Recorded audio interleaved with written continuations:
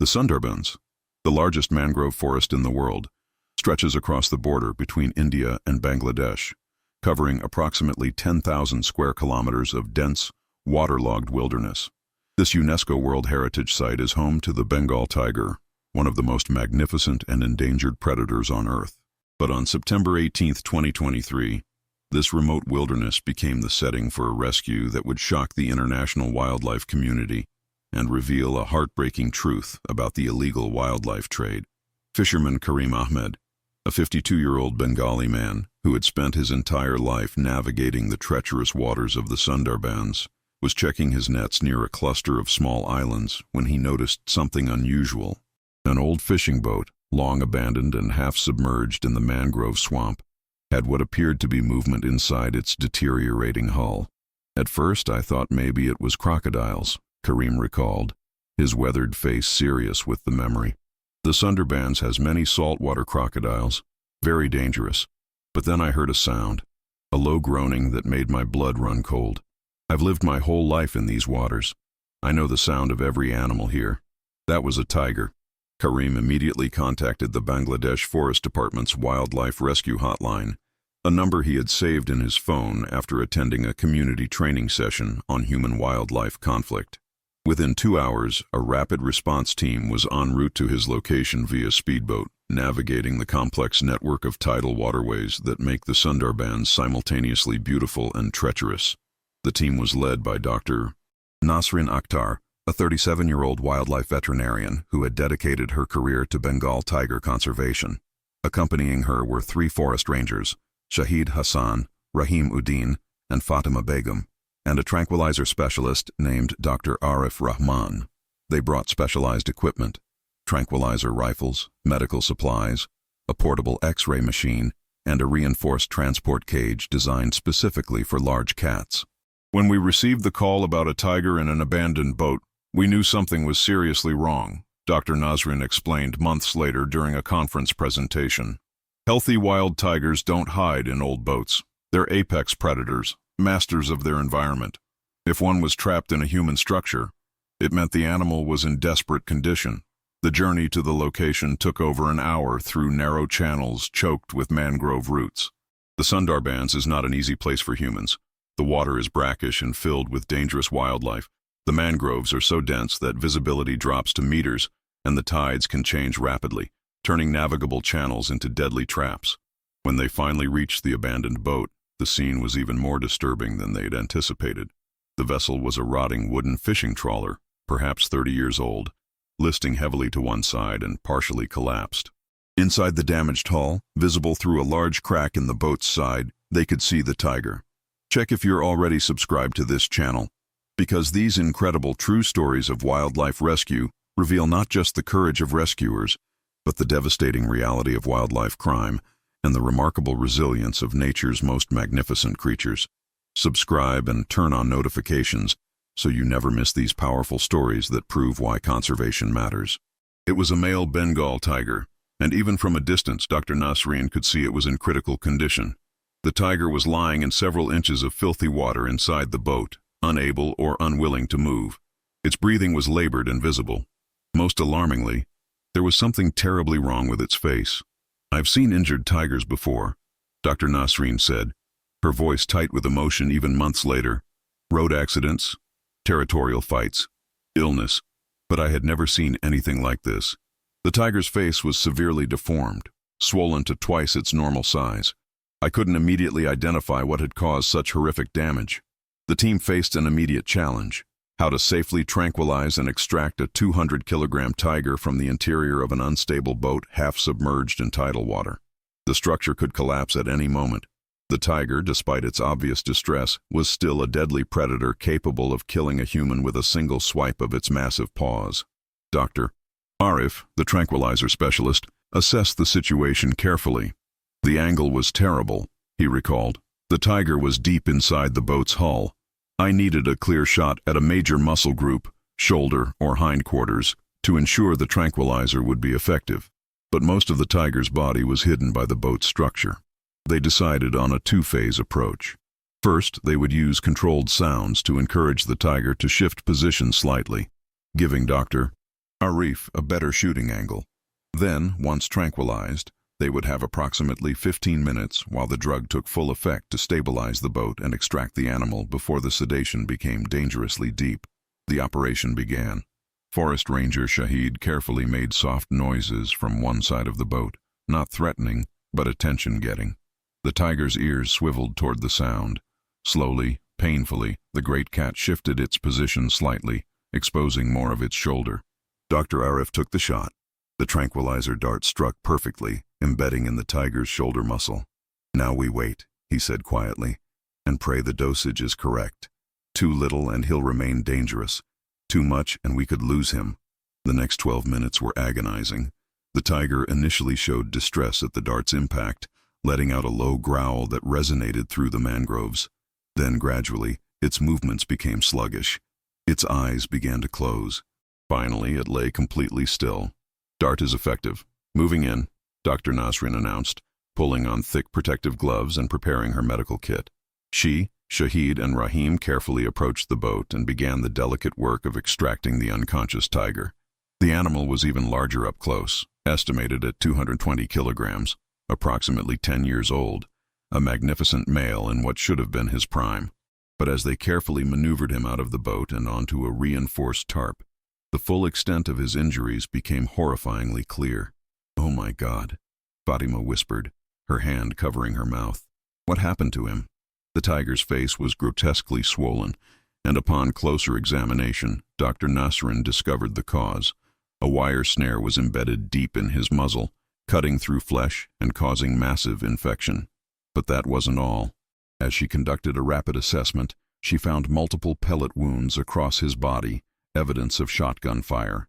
Most devastating of all, his right front paw was nearly severed, held on by only a thin strip of tissue and tendon, the result of another wire trap. "This tiger had been tortured," Dr. Nasrin said, her voice shaking with anger and grief.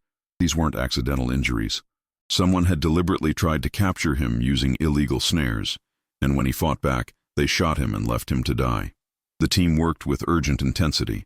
They administered antibiotics, pain medication, and fluids. Dr. Nasrin carefully cut away the embedded wire snare. It had been in place so long that it had cut nearly through the tiger's jaw. The infection was severe, and the smell was overwhelming even for the experienced veterinarian. Using the portable X-ray machine, they discovered that the tiger had at least 7 shotgun pellets embedded in his body, including 2 that had lodged dangerously close to his spine. The nearly severed paw was beyond saving. The tissue was necrotic, and infection had spread up the limb. "We're going to lose this paw," Dr. Nasrin announced. "But if we don't amputate, we'll lose the whole tiger. The infection will kill him within days if we don't act." They had to make a critical decision. Tigers are not like domestic animals. Surgery in the field is extremely dangerous, and transporting the tiger to a proper facility would take hours, time the animal might not have. Dr. Nasrin decided to perform an emergency partial amputation right there on the boat, in the middle of the Sundarban's mangrove forest. "It was the most challenging surgery of my career," she said later. "No proper operating room, no surgical team, just me, basic equipment, and a dying tiger on a tarp in a swamp. But I'd trained for this. Wildlife veterinarians have to be prepared to work in impossible conditions." With Shahid assisting and the others maintaining watch for crocodiles and keeping the tiger's vital signs stable, Dr. Nasrin performed the amputation. The damaged paw was removed, the wound cleaned and sutured, and a protective bandage applied. The entire procedure took 90 minutes, during which the tiger remained deeply sedated. As the surgery concluded and they prepared to transport the tiger to the Wildlife Rescue Center in Khulna, Dr. Nasrin made a discovery that would crack open a major wildlife crime investigation. Hidden in the boat, beneath rotting nets, she found evidence: empty tranquilizer vials, chains with dried blood, and most damning of all, documents with names and locations.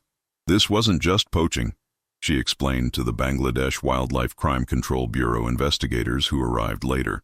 This was an organized operation. They were capturing tigers alive to sell to illegal zoos and private collectors. This tiger probably fought too hard, got injured, and was abandoned because damaged tigers have no market value. The tiger, whom the rescue team named Shohag, meaning endearment in Bengali, was transported to the Wildlife Rescue and Rehabilitation Center in Khulna. Over the following weeks, as he recovered from surgery and received treatment for his infections, the full scope of his ordeal became clearer. Dr. Nasreen discovered something remarkable during Shohag's recovery. Despite everything he'd endured, the torture, the abandonment, the infection, the amputation, this tiger had an extraordinary will to survive. Within 3 days of surgery, he was eating. Within a week, he was moving around his recovery enclosure. Within 2 weeks, he was learning to adapt to having 3 legs instead of 4. Tigers are incredibly adaptable, Dr. Nasreen explained to visiting veterinary students. Shohag was learning to balance differently, to hunt differently in the test exercises we gave him. His spirit hadn't been broken by what humans did to him. He was fighting to live. But the most unbelievable discovery came during a routine blood test 3 weeks into Shohag's recovery. The veterinary team found something in his bloodstream that initially made no sense.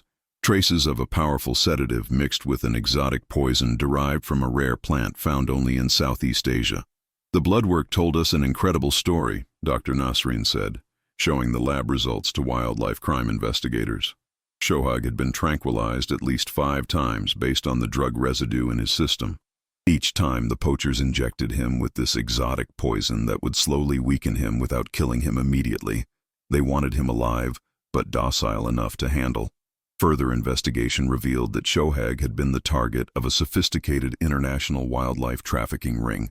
The documents found in the boat led investigators to a network spanning 3 countries, with customers willing to pay up to $50,000 for a live Bengal tiger. They'd been tracking Shohag for months, Bangladesh Wildlife Crime Control Bureau Chief Inspector Aziz Rahman explained. They knew his territory, his habits. They set multiple traps and tracked him like a military operation. When they finally caught him and he fought back, injuring several poachers in the process, they panicked. The injuries made him unsellable, so they dumped him in that abandoned boat to die. The investigation led to the arrest of 12 individuals involved in the trafficking ring, including 2 veterinarians who had provided the exotic sedatives and treated injured poachers. It was one of the largest wildlife crime busts in Bangladesh's history. Meanwhile, Shohag faced a difficult question. What happens to a 3-legged tiger who can't be released back into the wild? In normal circumstances, a tiger missing a front limb can't hunt effectively and can't defend territory. Dr. Nasrin explained the dilemma. Releasing Shohag would essentially be a death sentence. He'd starve or be killed by other tigers. But keeping him in captivity felt like another prison sentence for an animal who'd already suffered so much at human hands. The solution came from an unexpected source. The Sundarbans. Tiger Reserve had recently established a large semi-wild enclosure program. Vast areas of natural mangrove forest, hundreds of acres in size, enclosed and protected, where injured or rescued tigers could live in conditions as close to wild as possible while still receiving veterinary care and supplemental feeding when needed. 4 months after his rescue, Shohag was released into one of these enclosures. Wildlife cameras captured his first moments of freedom. The massive tiger emerging from the transport cage, looking around at the mangrove forest, and then, despite his missing paw, running with visible joy into the trees. That moment, watching him disappear into the forest, was when I finally cried, Dr. Nasreen admitted. All the anger, frustration, and grief I'd been holding since finding him in that boat. It all came out. But they were also tears of hope, because Shohag had survived. Despite everything humans did to him, he survived. Shohag adapted remarkably to his new home. Wildlife cameras documented him successfully hunting wild boar, swimming through tidal channels, and even challenging a younger male tiger who briefly entered his territory. The 3-legged tiger who wasn't supposed to survive was thriving. His story captured international attention and became a powerful symbol for wildlife conservation efforts. Dr. Nasrin was invited to present Shohag's case at wildlife veterinary conferences worldwide, using his story to highlight the sophistication and cruelty of modern wildlife trafficking.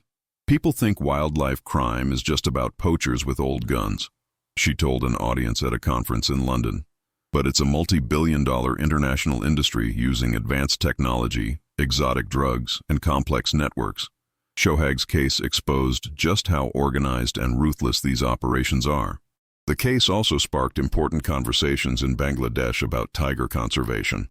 The government increased funding for anti-poaching patrols, implemented harsher penalties for wildlife trafficking, and established a community reward program for reporting suspicious activities in tiger habitats. Fisherman Karim Ahmed, whose initial call had started the rescue, was awarded a National Conservation Hero recognition and a significant monetary reward. But he used the money to establish a community education program in his village about wildlife protection.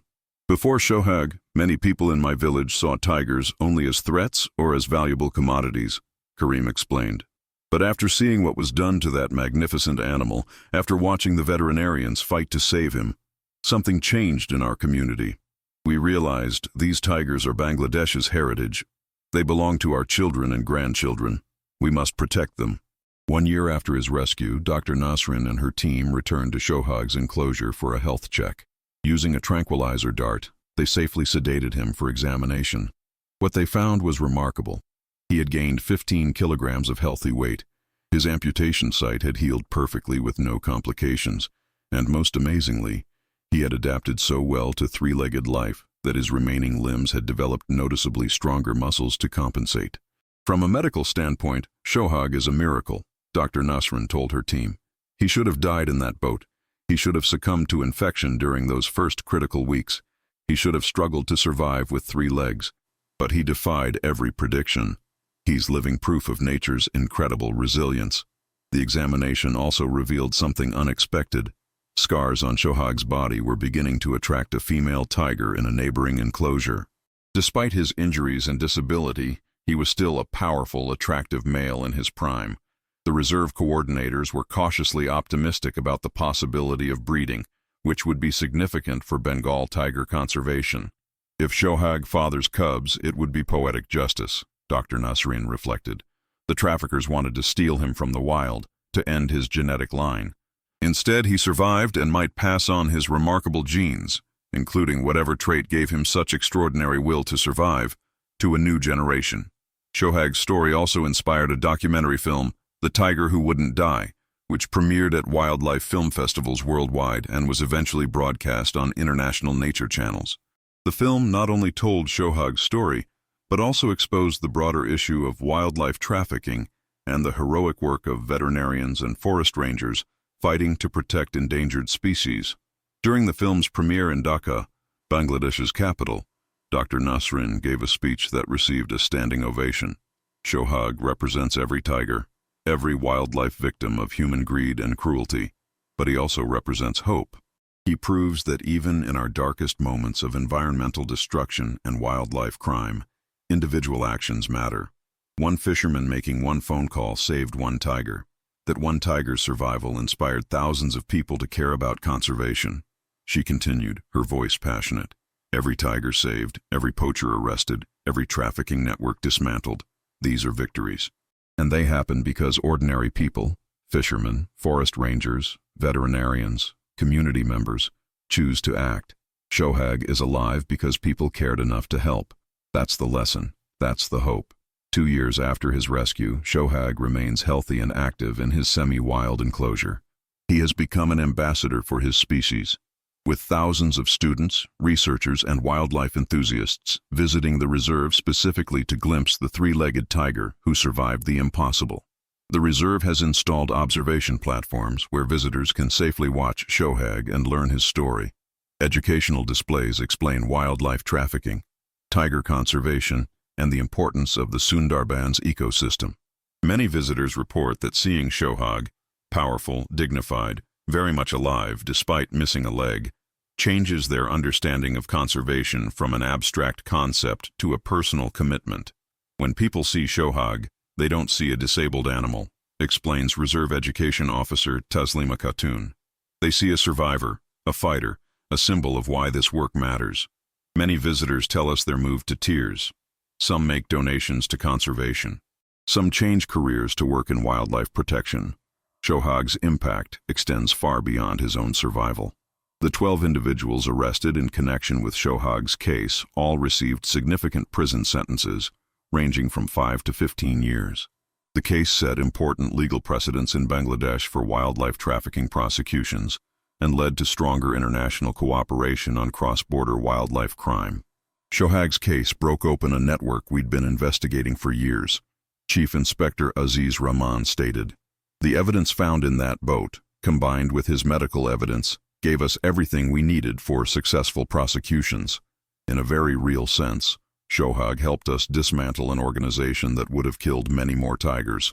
Dr. Nasrin continues her work with Bengal tigers, having treated dozens more since Shohag's rescue. But she keeps a photo of him in her office, the image taken the day he was released into the semi-wild enclosure, running into the forest despite his missing paw, his powerful body moving with purpose and determination. On difficult days, when I'm exhausted or discouraged about conservation, I look at that photo. She says, "Shohag reminds me why we fight, not because it's easy, not because we'll save every animal, but because each life matters, because resilience deserves to be rewarded. Because even when humans are capable of terrible cruelty, we're also capable of extraordinary compassion. And in the Sundarbans, in a protected mangrove forest where the water is brackish and the trees are dense, a three-legged tiger continues to live, hunt, and thrive, a living testament to survival, resilience, and the power of people who refuse to look away from suffering. If you watched until here, it's because you enjoyed this story. Leave a comment saying, 'I watched until here,' so I can get to know you and know who really enjoys the stories here on the channel.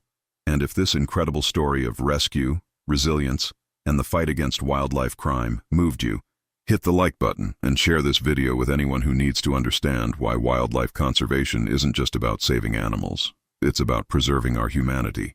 Subscribe for more powerful true stories that prove even in the face of cruelty, compassion and determination can create miracles.